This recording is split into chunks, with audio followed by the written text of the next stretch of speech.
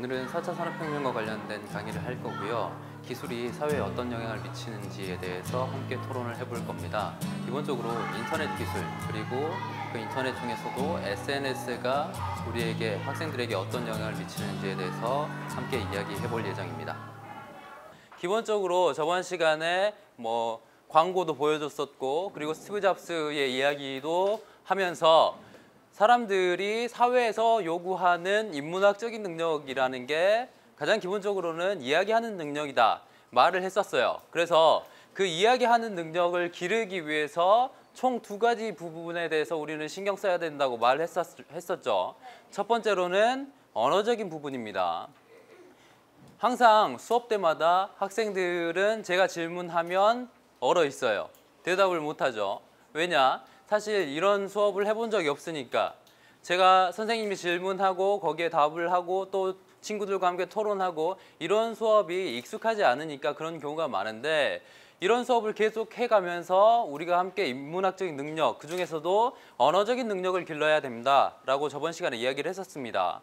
언어적인 능력 다음으로 제가 이야기했던 게 사회를 바라보는 통찰력이라고 말했었죠. 그 이야기를 하면서 트렌드 이야기를 제가 예시로 들었던 것 같아요. 그러니까 우리가 지금 즐겁게 누리고 있는 문화를 이해하는 데에도 역사적인 배경과 사회적인 배경이 필요하고, 그 역사적인 사회적인 배경을 지금 내가 즐기는 문화와 연결시키는 그런 능력도 사회를 보는 통찰력이고, 그게 인문학적인 능력이다 라고 제가 말을 했었죠. 앞에 우리가 수업할 내용들이 이렇게 나와 있는데, 두 번째 시간 내용을 보면 4차 산업혁명, 기술 이런 키워드들이 나와 있어요. 그래서 오늘은 그런 이야기를 좀 해볼까 합니다. 저번 시간에 제가 비즈니스 이야기를 하면서 인문학이 무엇인지를 설명을 했었던 것 같은데, 사실 인문학과 전혀 상관없어 보이는 기술이, 그리고 4차 산업혁명이 기류의 인문학 프로그램에 들어와 있어요. 도대체 이게 무슨 일일까? 저번 시간에도 제가 질문했었는데, 도대체 인문학과 기술이 혹은 4차 산업혁명이 어떤 연관이 있는데요? 여러분들 최근에 뉴스에서 4차 산업혁명이라는 말 많이 듣지 않습니까? 네. 그게 뭔데요? 인공지능. 맞아요. 4차 산업혁명 하면 가장 먼저 떠올리는 게 인공지능이죠. 또 AI. 그게 인공지능이긴 해요. 네. 또 스마트 팩토리. 또 VR. 컴퓨터. 무인 운송 수단. 방금 이야기했던 것들 종합해 보면 매우 여러 가지 분야의 기술들이지만, 기본적으로 인터넷이 확장되어서, 그러니까 지금 IoT라고 하잖아요. 사물 인터넷이라고 하는데, 사물 인터넷이 접목된 기술들이 많이 입에 오르내리고 있는 것 같긴 합니다. 그런데 방금 이야기했던 인공지능이, 스마트 팩토리가, 무인 운송수단이 도대체 뭐길래 그걸 인문학과 연관시켜서 이야기하는 걸까? 의문이 들 수도 있을 것 같습니다. 어떤 연관이 있을까? 혹시 생각해 본 적 있습니까? 생각나는 것? 생각 안 해본 건 알겠어요. 이제 해보라고. 그래요. 여러분들이 아직 전혀 모르는 새로운 기술을 가지고 우리가 수업을 하면 힘들 것 같으니까, 오늘은 지금 여러분들에게 익숙한 기술을 가지고 우리가 인문학적인 이야기를 한번 해보죠. 인터넷 많이 사용하십니까? 네. 스마트폰 많이 사용하시죠? 네. 네. 하루에 여러분들은 스마트폰 얼마나 사용합니까? 8시간이요? 안 한다는 학생도 있고. 10시간? 5시간? 20대가 가장 많이 사용한다고 나와 있고, 10대도 그에 못지않게 스마트폰을 많이 사용한대요. 그런데 10대가 20대보다 낮은 이유는 제가 학교를 돌아다니면서 알게 된 건데, 대부분의 학교에서 스마트폰을 걷더라고요. 그래서 학교 다닐 때는 스마트폰을 많이 못 사용하는 것 같아요. 혹시 여기도 그렇습니까? 네. 그래요. 선생님들이 스마트폰을 걷어. 그런데 왜 걷느냐 물어보니까 수업 시간에 다른 짓거리를 할 것 같으니까 걷는데 분명 공부에 방해가 된다고 생각하니까 선생님들이 스마트폰을 걷는 거겠죠. 그러면 스마트폰이 여러분들의 공부에 악영향을 준다고 여러분들은 생각하십니까? 아니요. 스마트폰이 가지고 있는 방금 여러분들이 이야기했던 장점들이 있죠. 그런데도 불구하고 선생님들은 스마트폰을 걷는다고요. 왜 그러냐고요? 못 믿었어. 생각을 염려를 하시는 거죠. 네, 크게 두 가지 이야기가 지금까지 나왔어요. 하나는 건강과 관련된 건데 건강과 관련된 건 벌써 여러분들이 이런 고민을 한다는 게 좀 이상하니까 좀 빼놓읍시다. 두 번째로 방금 제가 이야기했던 것처럼 공부에 집중을 못해요. 원래 학교에서 교과 과정이 있잖아요. 그 교과 과정에서 어떤 공부를 해야 되는 내용과 목표치가 있어요. 그런데 그걸 달성하지 못할 것 같으니까 선생님들이 스마트폰을 걷는 거 아닐까요? 아니요. 그러겠죠. 그런 시간에는 핸드폰 쉬는 시간에 주면 근데 여러분들은 스마트폰이 있어도 공부에 크게 영향을 주지 않는다고 생각할 거잖아요. 아닙니까? 아니요. 스마트폰이 있으면 공부를 안 해요. 맞아요. 분명 아까 처음에는 다 같이 스마트폰이 공부에 영향을 안 줘요 라고 이구동성으로 이야기했던 것 같은데 그 학생들 다 어디 갔습니까? 말 안 했어요. 증발했어요. 네, 아까 스마트폰 이야기를 했을 때 스마트폰의 어떤 점이 좋은지 제가 물어봤었잖아요. 그때 어떤 학생이 모르는 정보를 쉽게 찾을 수 있고 빠르게 찾을 수 있다. 뭐 이런 식의 대답을 많이 했었죠. 그런데 아마 선생님들은 방금 제가 이야기했던 것처럼 아니 주어진 목표치와 내용이 있는데 거기에 집중하지 못하고 그걸 이해하지 못하게 될 거다. 스마트폰을 사용하면 아까 이 학생이 이야기했던 것처럼 몰폰이라고 했었나요? 네. 네, 수업 시간에 몰래 스마트폰 사용하면서 수업 내용에 집중 못하니까 당연히 뭐 걷는 게 맞지 않냐 이런 생각을 하겠죠. 어떤 입장이 맞는 걸까? 타당한 걸까? 둘 다 맞아요. 둘 다 맞대.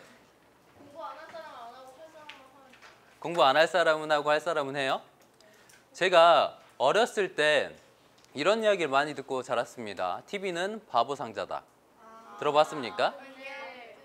네. 왜 제가 어렸을 때 어른들은 TV를 바보 상자라고 했을까요? 네. TV를 보면서 자기 생각이 없이 그냥 TV가 하는 이야기대로 생각하게 될까봐 따라가게 될까봐 아마 그런 이야기를 하셨을 거예요. 그렇죠. 그런데 이런 이야기가 기술이 발전하면서 인터넷으로 넘어갔어요. 인터넷이 혹은 스마트폰이 여러분들의 학생들을 어린아이들을 생각하지 않게 할 것이다. 혹은 더 멍청하게 만들 거다. 라는 식의 생각을 이제 어른들이 하기 시작한 거죠. 제가 어렸을 때 TV 이야기하는 거랑 지금 인터넷 이야기하는 것과 크게 다르지 않은 것 같아요. 혹시 마셜 맥루한이라는 사람 압니까? 아마 교과서에서도 등장하지 않고 대부분의 사람들은 모르는 사람일 겁니다. 그런데 적어도 이 사람이 활동하고 있는 분야에서는 거의 1인자 혹은 고전으로 통하는 사람이에요. 마셜 맥루한이라는 사람이 미디어 학자거든요. 미디어라고 하면 어떤 것들이 있을까? 페이스북, 네 맞아요. 인스타, 카카오톡, 트위터, 네. 미디어라고 하면 우리말로 옮기면 매체죠. 매체의 종류에 방금 이야기했던 뭐 인터넷을 비롯한 여러 SNS 장르들이 있을 테고 또 인터넷 이외의 것들을 이야기해 봅시다. 신문, 게임, 뉴스, 라디오, TV, 책, 잡지 등등등 이런 것들이 다 매체의 종류죠. 그런데 마셜 맥루한이라는 사람이 했던 가장 유명한 말 중에 하나가 매체가 메시지다라는 말이었어요. 방금 이야기했던 인터넷이 혹은 책이 잡지가 뉴스가 신문이 메시지다라는 이 사람의 이야기가 어떤 뜻일까? 그걸로 정보가 주고받아지니까. 기본적으로 매체의 성격이 그런 거죠. 서로 떨어져 있는 대상들을 연결시켜주는 게 매체인데 매체가 그런 거니까 당연히 그 통로를 통해서 메시지가 전달되고 주고받고 이런 건 당연할 테죠. 그러니까 너무 당연한 이야기라 그런 말을 했다고 이 사람이 유명해졌을 것 같지는 않아요. 다른 이야기를 했기 때문에 이 사람이 유명한 것 같습니다. 아까 언급했던 매체 중에 두 가지를 비교해서 생각해 보면 그 내용이 뭔지 잘 알 수 있을 것 같아요. 여러분들 평소에 책 많이 읽죠? 네. 그러니까 대부분 얘라고 이야기하는데 걔 중에 솔직한 학생들도 있었어. 네. 여러분들이 많이 읽고 있는 책은 1페이지에서 마지막 페이지까지 순서가 있죠? 네. 인터넷에 그런 순서가 있습니까? 아니요. 하이퍼링크를 클릭해서 타고 넘어가면 그게 바로 순서가 되는 거잖아요. 그렇죠. 방금 봤던 것처럼 책에는 순서가 있는데 인터넷에는 순서가 없어요. 그렇죠. 네. 또 다른 차이점을 한번 생각해 봅시다. 책은 여러분들이 1시간 정도는 집중해서 볼 수 있죠. 그런데 인터넷에서 같은 주제를 가지고 1시간 정도 공부를 할 수 있을까? 가능은 하겠지만 책을 볼 때보다는 훨씬 어려울 거예요. 집중력이 더 많이 필요하겠죠. 그리고 다시 책으로 돌아갑시다. 여러분들이 이제 다 컸으니까 그림책 보지 않잖아요. 대부분 문자 중심의 텍스트를 볼 겁니다. 그런데 인터넷에서는 글을 많이 읽나요? 아닐 겁니다. 아마 이미지나 영상을 훨씬 많이 볼 거예요. 책은 문자 중심의 매체라면 인터넷은 반면에 이미지나 영상 중심의 매체입니다. 이 두 가지 차이, 이런 차이들이 어떤 영향을 주는지를 생각해 봐야 될 것 같아요. 아까 책이 문자 중심이라고 했었잖아요. 문자 중심이라는 건 논리가 중요하다는 거예요. 반면에 영상이나 이미지가 중요하다는 건 직관적인 부분이 훨씬 더 중요하다는 이야기일 테죠. 그래서 어떤 사람들은 책이 논리력을 키워주고 인터넷은 직관적인 부분을 훨씬 더 많이 건드리기 때문에 인터넷 많이 사용하면 논리력이 약해진다고 주장하기도 해요. 어떤 사람들은. 동의합니까? 아니요. 왜? 네, 인터넷으로도 글자를 볼 수 있죠. 그런데 곰곰이 생각해 봅시다. 여러분들이 A4 한 장 분량의 글을 인쇄해서 읽는다고 생각해 보세요. 한 5분 정도면 그래도 충분히 내용을 이해하고 읽을 수 있죠. 그런데 그 분량의 글을 스마트폰으로 본다고 생각해 보세요. 이거 몇 번 넘겨야 됩니까? 네, 여러분들이 평소에 했던 행동들을 곰곰이 되돌아보십시오. 여러분들이 스마트폰을 가지고 A4 한 장 분량의 글을 읽은 적이 많이 있습니까? 저보다는 참을성이 많은 학생들이네요. 저는 거의 그 정도 분량 글 안 읽거든요. 그러니까 이걸 엄청 많이 넘겨야 되고 그렇게 글을 보는 것보다 스마트폰에서 카드 뉴스를 보는 게 훨씬 더 시간이 절약되고 이해도 쉬워요. 그러니까 글보다는 글보다는 이미지를 훨씬 더 많이 보고 글을 봐야 될 때는 이미지가 곁들여진 텍스트를 많이 보게 되는 거죠. 이런 차이들 때문에 책을 볼 때와 인터넷을 사용할 때 사람들은 매우 다른 반응을 보이게 돼요. 마셜 맥루한이 아까 매체가 메시지다 라는 이야기를 했을 때 의도했던 바가 이런 겁니다. 매체가 바뀌면 그 매체가 전달해주는 메시지의 내용도 함께 바뀝니다.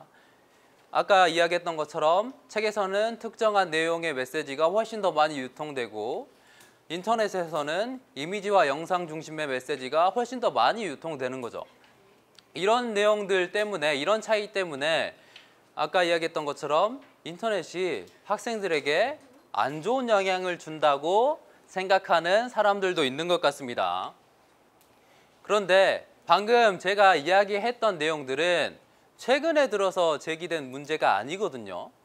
사실 TV가 바보 상자다 혹은 인터넷이 학생들을 더 멍청하게 만들 거다라는 식의 주장은 최근에 등장했던 게 아니에요. 새로운 매체 기술이 등장할 때마다 이런 식의 논쟁이 있었습니다. 앞에 있는 글은 혹시 플라톤이라고 압니까? 플라톤이라는 철학자, 고대 철학자의 글에서 따온 겁니다. 플라톤의 파이드로스라는 책에서 따온 건데 플라톤의 글에는 그의 스승 소크라테스의 이야기가 많이 등장합니다. 그 사람이 자기가 들은 걸 전달해 주는 내용이에요. 그런데 여러분들이 힘들어하니까 이걸 다 읽지는 않을 거예요. 제가 어떤 내용인지 간단하게 설명할게요. 이 글에는 크게 두 명의 등장인물이 나옵니다. 한 명은 이집트 지혜의 신 토트 신이고 또 다른 한 명은 한 명이라고 부르면 안 되겠네요. 신이니까. 또 다른 한 사람은 이집트의 파라오 타무스 왕이에요. 이 두 사람이 대화를 합니다. 토트 신이 지혜의 신이라고 했었잖아요. 발명의 신이기도 하거든요. 문자를 발명해서 인간에게 주고 그 문자가 인간에게 얼마나 좋은 영향을 끼쳤는지 자랑을 하는 내용이 나와요. 그러니까 문자가 인간을 이렇게 똑똑하게 만들지 않았냐라고 자랑을 하니까 타무스 왕이 이렇게 반박을 합니다. 문자 때문에 되려 인간이 멍청해지지 않았습니까? 우리의 기억력이 더 문자 때문에 떨어진 것 아닙니까? 라고 반박을 하는 거죠. 사실 아까 이야기했던 것처럼 매체를 둘러싼 논쟁은 항상 새로운 매체가 등장할 때마다 나타나고 그건 단순히 최근에 등장한 게 아니에요. 고대에도 이런 논쟁이 있었고 앞에 보는 내용은 그 구텐베르크 활자로 찍은 성경과 구텐베르크거든요. 15세기에 구텐베르크 활자가 등장하고 책이 어마어마하게 쏟아져 나왔습니다. 물론 지금에 비하면 많지 않은 양이지만 그 전과 비교하면 엄청 많을 거예요. 그런데 그 당시에 어떤 사람들은 쓸모없는 책이 너무 많아서 문제다 라고 이야기한 사람들도 있었어요. 그런데 그게 정말 문제였나? 곰곰이 생각을 해봐야겠죠. 책이 많아졌기 때문에 보편적인 교육이 가능할 수 있었고 문맹률도 떨어질 수 있었던 거죠. 그런데 이런 식의 논쟁은 아까 이야기했던 것처럼 새로운 기술이 등장할 때마다 반복됩니다. 라디오가 등장했을 때, 그리고 TV가 등장했을 때, 그리고 인터넷이 등장하고 스마트폰이 등장했을 때도 비슷한 방식의 논쟁이 계속 반복되는 거죠. 새로운 매체 기술이 인간에게 나쁜 영향을 미칠 거야. 혹은 아까 몇몇 학생들이 이야기했었는데 인터넷을 어떻게 사용하느냐에 따라서 어떤 사람이 어떻게 사용하느냐에 따라서 달라지는 거야. 이렇게 주장하는 학생들이 있었거든요. 그러니까 기술과 관련해서도 이렇게 주장하는 거예요. 사람이 그 기술을 어떻게 사용하는지에 따라서 결과가 달라질 거야. 그러니까 이 새로운 기술이 인간에게 꼭 나쁜 영향만을 주는 건 아니야 라고 주장하는 사람들도 있는 거죠. 아까 이야기했던 것처럼 무한 반복인 거예요. 새로운 기술이 등장할 때마다. 우리가 오늘 그리고 오늘 이번 시간 그리고 다음 시간까지 이야기해 볼 내용들이 이런 내용인데 아까 제가 질문했었죠. 인터넷 혹은 스마트폰이 여러분들에게 정말 나쁜 영향을 주는 것 같아요? 아니요. 왜? 그러면 우리가 스마트폰, 인터넷 이렇게 포괄적인 이야기를 하면 여러분들이 이야기하기가 쉽지 않을 것 같아요. 좀 더 주제를 좁혀보죠. 여러분들이 스마트폰 사용하면서 혹시 SNS도 많이 씁니까? 네. 뭐 씁니까? 페이스북, 트위터, 인스타 등등등 여러 가지를 쓸 겁니다. 네, 혹시 카페인 중독이라고 들어봤습니까? 네. 카페인 중독이 뭔데요? 네, 보통 카페인 중독하면 커피에 들어있는 성분에 중독된다라고 이야기하는데 최근에는 다른 의미도 덧붙여졌습니다. 카카오톡, 페이스북, 인스타그램 이런 SNS 중독을 카페인 중독이라고 부르기도 하더라고요. 제가 오늘 여러분들과 함께 이야기해 볼 주제는 이겁니다. SNS가 인간관계에 도움이 될까? 네.